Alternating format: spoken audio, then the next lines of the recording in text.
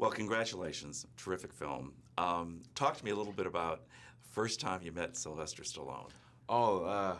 The first time I met Sly, I was in prep on Fruitville, and I got a call from my agent. He was like, "Hey, Sly's got an hour tomorrow. You got to come down."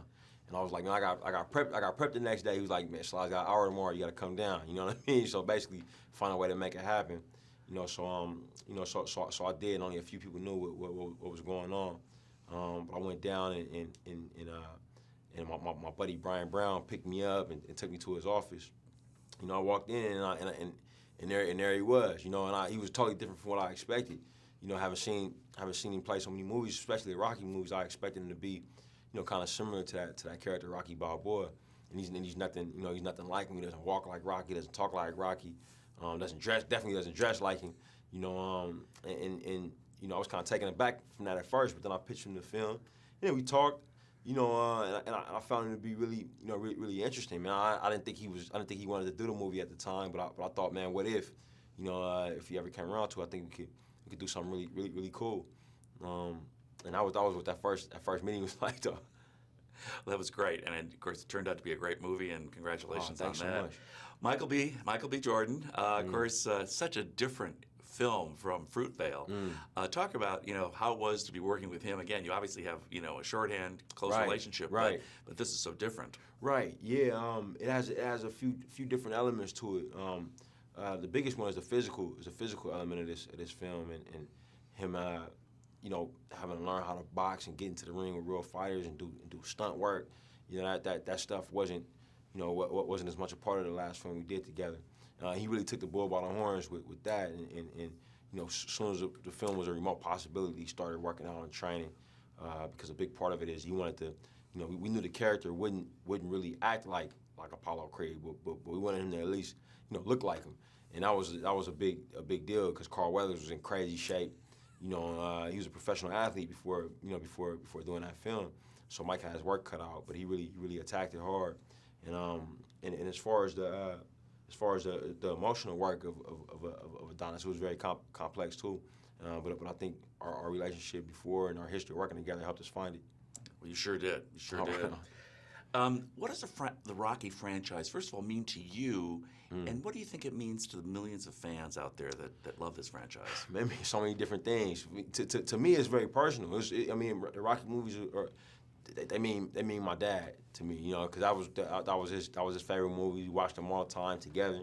So I watched the scenes in Rocky II, which was his favorite, and I don't see the scenes. I just see my dad like saying the lines. You know what I mean? Next to me on the couch or something, or standing up getting pumped up. So I think they're what's so great about them is they're so personal to people.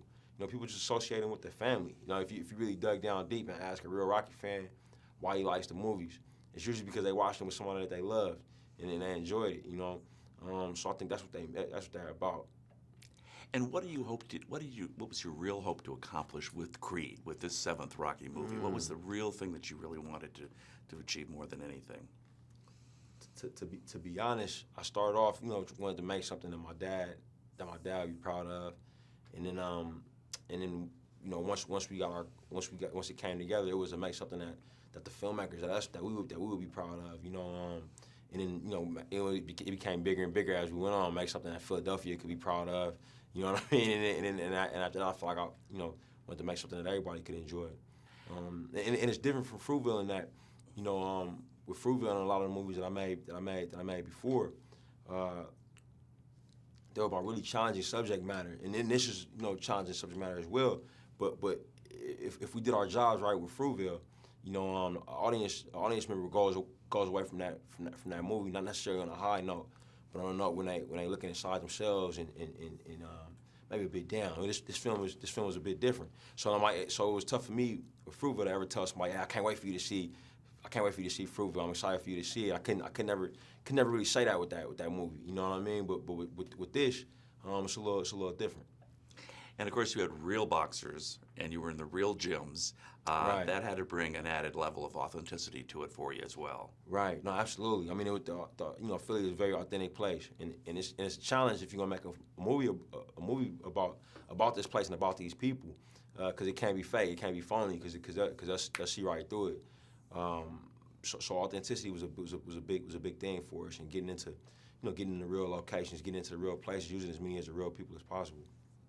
And injuries. Did Michael be able to get through this without any injuries? Oh, I mean, it was, he got banged up a bit. We shot so many fights.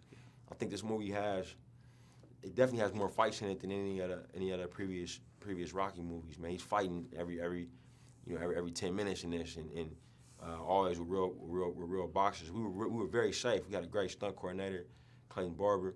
And we took all the necessary precautions. But when you throwing that many punches around, man, you'll have a few connect. And the guys you were fighting with, they weren't guys that you wanted to get hit by. But Mike toughed it out, and he was good. He was terrific. And Tessa is terrific. And she adds a whole other layer to this. She's sort of like the 2015 Adrian, wouldn't you say? Absolutely. Yeah, no, she's definitely a woman of today. And we were very interested in what love looks like in this time when people are so career focused, men and women, and oftentimes that's where the conflict comes in to relationships, doesn't it? This idea of I'm doing my thing, you doing your thing. Hopefully they line up, and if they don't, then maybe we'll figure it out. We really wanted to explore that. Seeing this fighter with somebody who was just as career minded in a business that's just as tough to break through, and somebody who could challenge Adonis, so I think we really got that with Tessa, who's a phenomenal actress. She really is.